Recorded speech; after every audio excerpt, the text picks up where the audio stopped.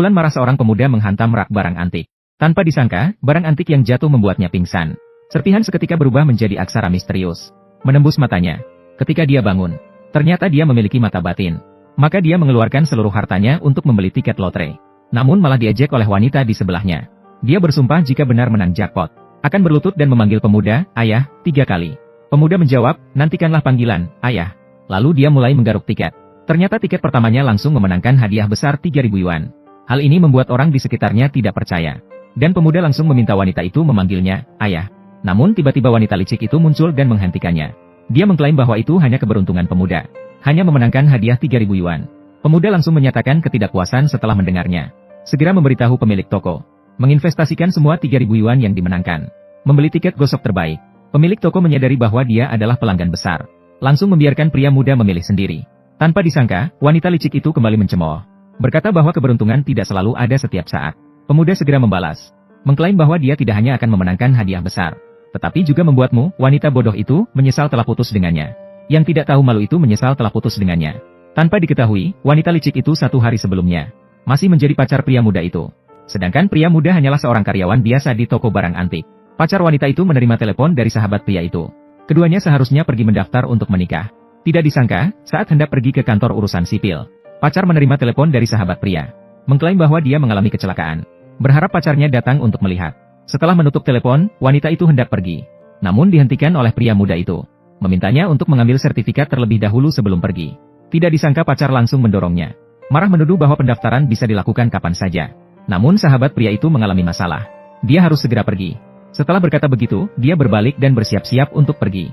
"Aku tidak mengizinkanmu pergi. Kamu belum memiliki kewenangan untuk mengaturku, Liu Ruomo. Gao Jing, pergi." Pemuda itu menyatakan bahwa jika dia keluar pintu ini hari ini, mereka langsung putus. Kalau putus ya putus. Jangan nanti malah minta balik. Kalau minta balikan padaku saja. Maka pemuda dan pacarnya berpisah. Dia marah dan memukul meja. Tanpa disangka, barang antik di atas lemari jatuh ke kepalanya karena getaran. Lalu hancur berkeping-keping di lantai. Pemuda itu pun pingsan karena terkena pukulan. Saat dia dalam keadaan pingsan, serpihan barang antik itu tiba-tiba memancarkan cahaya emas dan masuk ke matanya. Bersamaan dengan cahaya emas yang berkilau di bola matanya, berbagai barang antik dan harta karun muncul di pikirannya. Tak lama kemudian, ketika dia bangun dan membuka matanya, dia menyadari bahwa dia bisa membedakan keaslian barang antik. Hal ini membuatnya sulit untuk percaya pada apa yang ada di depannya. Semua ini hanya karena dia sebelumnya terkena pukulan. Dia secara tak terduga mendapatkan mata batin. Maka dia memutuskan untuk pergi ke toko judi batu. Dengan bantuan mata batin, dia menantang judi batu untuk mencari uang. Tapi begitu sampai di depan toko, dia melihat mantan pacarnya dengan sahabat pria yang terlibat dalam kecelakaan. Wanita licik bertanya bagaimana pria muda bisa sampai ke sini. "Chen Fei, kamu tidak bilang Bos Liu hanya perlu keluar dari jubah Ozai. Apakah kamu akan putus begitu keluar pintu gerbang? Bagaimana bisa kurang dari 1 jam? Kamu langsung datang. Benar-benar licik." "Aku licik. Aku licik. Lebih baik daripada kamu berpura-pura. Mengubah A menjadi K lebih kuat. Kamu jahat." "Liu Ruomo, ini kecelakaan yang kamu bicarakan. Kecelakaan kecil ini lebih penting daripada pernikahan kita. Kamu pria besar. Bisakah kamu memiliki sedikit sikap? Haruskah kamu terluka sebelum kamu puas? Apakah kamu hanya akan puas jika terluka parah? Dongfeng tidak apa-apa. Kamu tidak seharusnya melakukannya untuknya. Apakah kamu senang?" "Chen Fei, maaf. Saya tidak tahu. Kamu dan Ruomo menikah hari ini. Kalau tidak, saya akan mati di tempat. Dan itu tidak akan terjadi. Untuk mengganggu kalian. Lihatlah betapa berkelasnya Dongfeng. Kamu tidak bisa belajar sedikit? Aku belajar darinya. Saya belajar dari kelicikan dan kelicikannya. Hancurkan perasaan orang lain. Chen Fei Ruomo. Jangan berisik kalian. Semuanya salahku.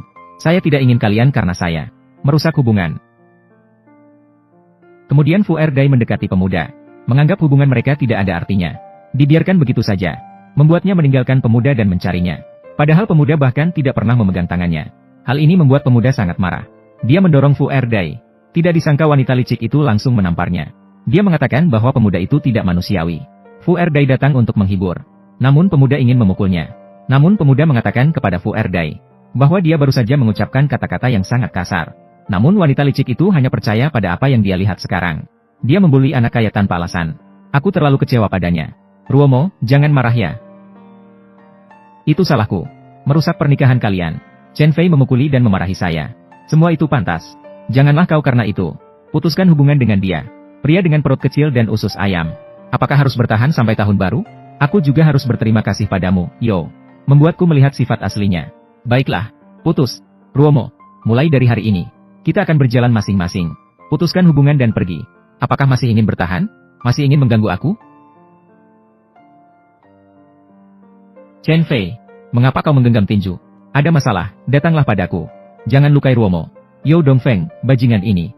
Setiap hari membuatku kesal. Hari ini aku juga akan membuatnya kesal. Melihat anak kaya berlagak seperti itu, si pemuda memutuskan untuk menggunakan kemampuan mata rontok, mengambil semua batu asli anak kaya. Tapi siapa tahu ketika masuk ke dalam pintu, namun dihalangi oleh anak kaya. Anak kaya mengatakan bisa masuk. Harus diverifikasi minimal 100.000. Namun ketika pemuda mengambil dompetnya, dia menemukan hanya beberapa ratus di dalamnya. Saat itu dia melihat seorang bos lotre. Maka memutuskan untuk mulai dengan lotre gosok. Inilah awal dari menggosok lotre. Tidak disangka pemuda hanya dalam beberapa menit menghasilkan 100.000. Pemuda mengira kali ini tidak akan dihalangi lagi. Namun anak kaya mulai membuat masalah lagi. Dia mengatakan harus ada seseorang dengan kekayaan di atas puluhan juta sebagai jaminan. Saat pemuda bingung, bos pemuda datang. Maka dengan bantuan bosnya, akhirnya masuk ke ruang judi batu. Bos, kamu, bukankah kamu sudah memecat saya? Memukul anjing harus melihat tuannya. Kamu bilang mereka membuli kamu seperti itu. Saya tidak bisa membantu kamu meluapkan kemarahan. Terima kasih. Tidak benar. Kamu bilang saya anjing? Kamu makan milik saya. Chen Fei Dongfeng adalah keluarga perhiasan. Bukan anjingku. Apa ini? Begitu sombong. Suatu hari nanti aku akan membuatmu tunduk padaku. Sekarang, ambil sedikit bunga dulu. Chen Fei Dongfeng adalah keluarga perhiasan. Hampir selesai. Jangan sia-siakan yang sulit didapat. 13.000 untuk bermain air. Keberuntungan memenangkan lotre. Berjudi batu tidaklah mudah. Judi memerlukan pengetahuan khusus. Jika tidak, meskipun memberikanmu 100 kesempatan, kamu mungkin tidak akan menang. Kamu sangat ahli. Bagaimana kalau kita bertaruh? Lihat siapa yang menang. Harga batu mentah tinggi. I'm defeated. Aku berlutut dan memanggilmu ayah. Berikanmu 1 juta. Kamu kalah. Berlututlah dan panggil aku ayah. Berikan aku 1 juta. Berani bertaruh? Kamu ingin bertaruh batu dengan aku? Chen Fei Dongfeng adalah keluarga perhiasan. Sejak kecil sudah berurusan dengan batu permata. Kamu ingin bertaruh dengannya? Tidak merasa terlalu percaya diri? Apakah karena kita putus, maka harga dirimu terluka? Harus dari Dongfeng. Mencari rasa superioritas. Bisakah kamu menjadi lebih matang? Bos Liu, saya bertaruh denganmu. Murni karena saya tidak suka padanya. Saya tidak punya hubungan apapun denganmu. Jangan pura-pura di depan saya. Ingin berbaikan dengan saya. Sekarang pergi dari sini. Bos Liu, jika kamu tidak dengar dengan jelas, aku akan mengatakannya lagi padamu. Perselisihan kita sudah selesai. Tidak lagi. Pacar. Kamu. Chen Fei. Sebenarnya saya tidak berniat bertaruh denganmu. Tapi kamu membuli Ruomo seperti ini. Hari ini aku pasti akan membuatmu berlutut dan minta maaf pada Ruomo. Jangan banyak omong. Katakan apakah kamu berani bertaruh. Baik, saya setuju. Siapa kalah harus langsung berlutut. Memanggil lawan sebagai ayah. Memberikan 1 juta lagi pada lawan. Kamu yang hidup bergantung pada orang lain. Dari mana 1 juta itu? 1 juta ini. Saya pergi keluar untuk Chen Fei. Bos, kapan kamu menjadi begitu murah hati? Apakah kamu bodoh? Menyayangimu sama sekali tidak nyaman. Kamu memang ingin aku mengutukmu. Menyayangi. Ternyata mendengarkan saya. Nasihat dari kakak yang otoriter. Sepertinya harus kembali. Harus terus melatih. Terima kasih bos. Jangan berterima kasih dulu. 100.000 ini tidak datang begitu saja. Jika kamu menang, kamu harus bagi hasil dengan saya. Kalau kamu kalah, kamu harus bekerja untuk saya seumur hidup. Baik, tidak masalah. Yo Dongfeng, sekarang saya punya 100.000. Tapi perjanjian taruhan tidak sah tanpa bukti tertulis. Harus membuat surat perjanjian. Oke, aku akan membantumu.